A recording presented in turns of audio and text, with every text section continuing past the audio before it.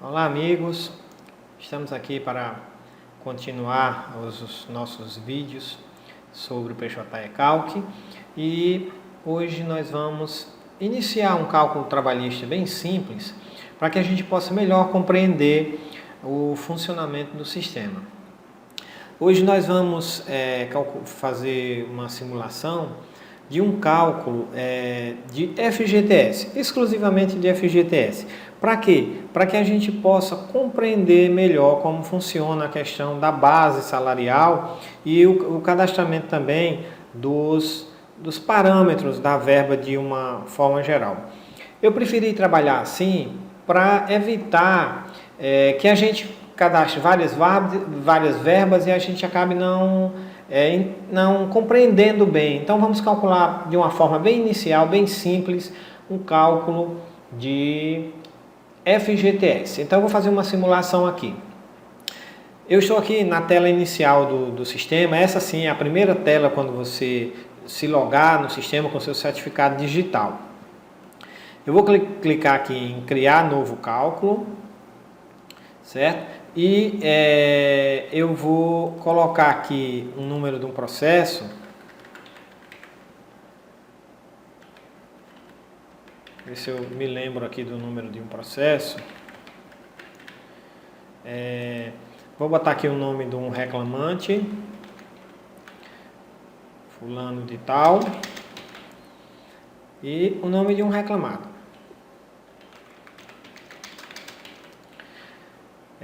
Em seguida, aqui na realidade, no cálculo de verdade, você vai preencher todos esses campos. Melhor ainda, você vai obter essas informações diretamente do PJE, clicando nesse botãozinho aqui, obter do PJE. Mas aqui no caso, como a gente está fazendo só uma simulação, eu vou aqui só criar esses dados. Se eu clicar aqui no botão salvar, eu vou clicar, ele vai me dar uma série, ele vai apontar alguns erros no sistema. Por quê? Porque eu não preenchi essa aba parâmetros de cálculo. Eu estava aqui nos dados do processo, né? Então preenchi os dados do processo, depois eu venho aqui para parâmetros de cálculo. E aqui é a tela que eu mostrei no vídeo anterior. Então eu vou escolher aqui o estado. Vou selecionar aqui um município. Vamos prestigiar aqui o município de Mossoró. E uma data de admissão. Digamos que o empregado tenha entrado no dia 15 de janeiro de 2012. Ele foi demitido no dia 20 de novembro de 2014. E ele ajuizou essa reclamação um ano depois. Vamos botar aqui no dia 1/5 de 2015.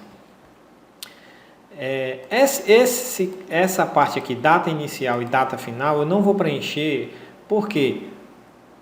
Porque vai ser um simples cálculo de FGTS referente a esse período aqui, de janeiro de 2012 a novembro de 2014. Descendo mais um pouco aqui, ele pergunta ao regime, eu vou botar que é integral mesmo, né? A pessoa não trabalhava em regime parcial. E com relação ao aviso prévio, eu vou deixar que o sistema projete o aviso prévio indenizado e não vou limitar avos, porque não vai ter 13º nem férias, será simplesmente FGTS. Nós vamos partir do pressuposto que esse FGTS será depositado na conta vinculada do reclamante. Então, vamos lá. Então, cadastrar essas informações aqui já é suficiente para que nós iniciemos o cálculo. Eu vou clicar aqui no botão salvar. E ele me deu mais um erro aqui, que foi o número do processo.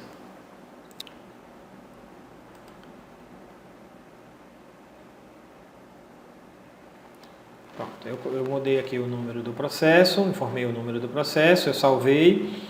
Já tinha lançado aqui os parâmetros do cálculo. E qual será o nosso próximo passo na feitura desse cálculo? Nós vamos lançar aqui um histórico salarial do reclamante. Nós vamos partir do pressuposto que ele ganhava um salário mínimo. Então eu vou lançar aqui, eu vou clicar aqui nesse botão novo. Notem que ele aparece um campo aqui para eu informar o que eu vou cadastrar. Se eu botar aqui o nome salário, ele já dá algumas sugestões aqui. É um salário base dele, né? Aqui ele pergunta se sobre esse salário haverá incidência de FGTS e contribuição social. No caso aqui vai haver só sobre o FGTS.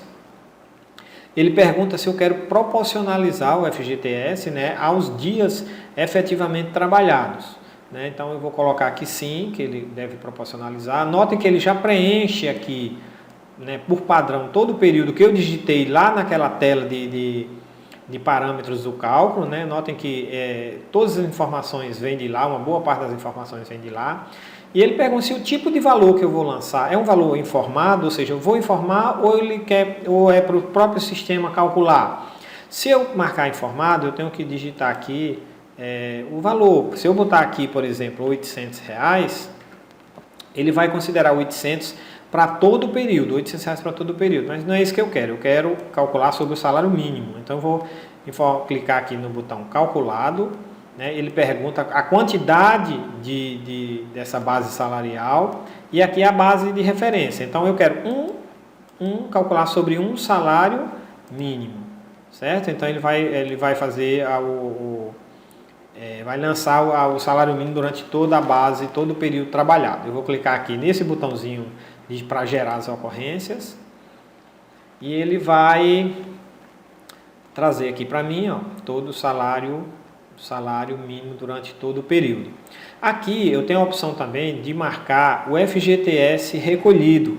Então, se em algum mês desse já tiver sido recolhido o FGTS, eu tenho a opção de marcar aqui para que o sistema calcule somente a multa. E se eu marcar todos os meses, se eu vier aqui e selecionar todos os meses, o sistema vai calcular somente a multa de 40% sobre o FGTS, mas não o FGTS. Mas o que eu quero é calcular o FGTS mesmo. Então eu vou clicar aqui em salvar. Estou salvando aqui a base salarial do reclamante. Notem que ele já mostra aqui numa linha, né, o salário base. Se eu quiser ver essas informações, eu clico nesse lapisinho aqui, nesse íconezinho, e ele vai me mostrar. Então eu calculei a base, o salário base do reclamante. Agora eu vou calcular o FGTS. É muito simples. Eu venho aqui nesse botãozinho FGTS, onde tem aqui as verbas, e informo e faço as configurações necessárias. Aqui no caso eu vou marcar multa, né? Ele já está dizendo aqui, perguntando se o destino do FGTS é pagar ou recolher. Eu quero que seja recolhido em conta vinculada e não pagada diretamente ao reclamante. A multa vai ser calculada sobre o valor devido. A gente tem várias opções aqui, depois eu vou falar um pouco sobre isso. Mas nós vamos calcular sobre o valor devido. E se tiver incidência dessa multa sobre a multa do 467, o sistema traz essa opção aqui para que a gente selecione. E aqui nesse canto, isso daqui é aquela contribuição social da lei complementar 110, 101, que as empresas pagam 10% a mais quando vão recolher no ato da rescisão do empregado, né? Então, se for o caso, você deve marcar aqui essa opção. Se tiver pensão alimentícia, você tem a opção aqui também, isso é muito raro no nosso caso. E se tiver alguma dedução para fazer de FGTS, por exemplo, se for sacado algum valor, você pode lançar aqui para que seja deduzido dos valores. Também não é o caso, eu vou clicar em salvar. Feito isso, nós já fizemos o cálculo do FGTS. Se eu clicar aqui em ocorrência, ele vai me mostrar aqui a base salarial. Notem que ele fez a proporção aqui, ó, dos dias trabalhados no começo e no final do contrato, né? Mas há um problema aqui que a gente pode identificar. No 13º salário, ele não lança em dezembro o 13º salário, do FGTS sobre o 13º salário. Então, essas alterações devem ser feitas manualmente realmente. Então, aqui, no caso aqui, seria R$ 1.644 em dezembro de 2012, em dezembro de 2013. Notem aqui também que tem uma diferença, aqui o valor a menor, porque ele está considerando as férias do empregado também. Então aqui teria que fazer as alterações com relação a esse valor também. Sobre as férias eu vou falar depois. No momento não nos preocupemos com essa diferença, que essa diferença de valores aqui em dezembro e janeiro de 2014, que é causado em razão das férias do empregado, porque o sistema considera tudo isso. E aqui no final a proporção, certo? Eu vou salvar. Pronto, salvei. E agora nós vamos imprimir o resumo para que a gente possa ver como é que ficou o nosso cálculo. Então, feito isso aqui, eu vou entrar antes de imprimir o resumo, eu vou mostrar aqui a questão das férias, que talvez seja necessário. Notem aqui que o sistema traz por padrão, né, que o empregado gozou umas férias e tem umas férias que seriam indenizadas.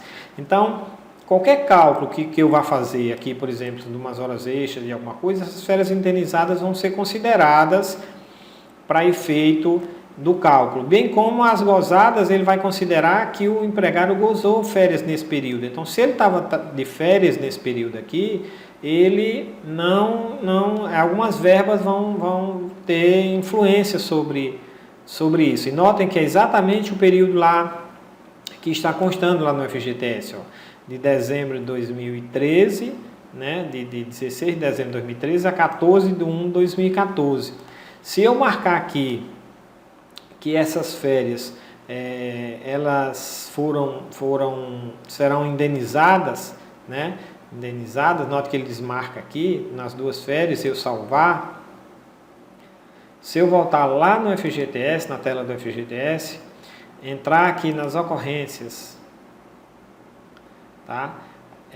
Ele ainda vai estar mostrando aqui as férias. Por quê? Porque eu não regirei a conta de forma que ele faça o cálculo novamente dessas férias. Notem que agora, quando eu cliquei no botão regerar, no mês de dezembro e janeiro aqui, ele já pegou o salário integral. Ele estava considerando que o empregado estaria de férias e que por isso não haveria recolhimento de FGTS. Então agora sim vamos ver o resumo como está. Vou clicar aqui em operações, liquidar, vou liquidar aqui o cálculo, depois eu vou imprimir, eu vou selecionar aqui somente, eu vou selecionar tudo mesmo, vou imprimir.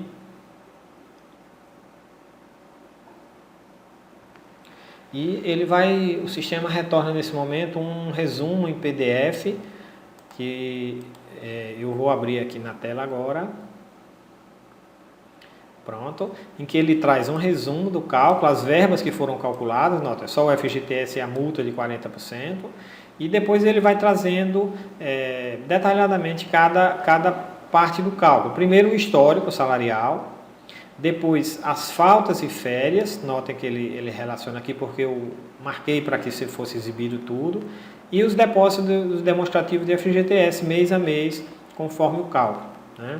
Aqui tem todas as informações, custas e não tem verbas previdenciárias, né? Enfim, então nesse cálculo, nesse momento, eu quis que a gente entendesse como funciona o histórico salarial e como o sistema puxa essas informações.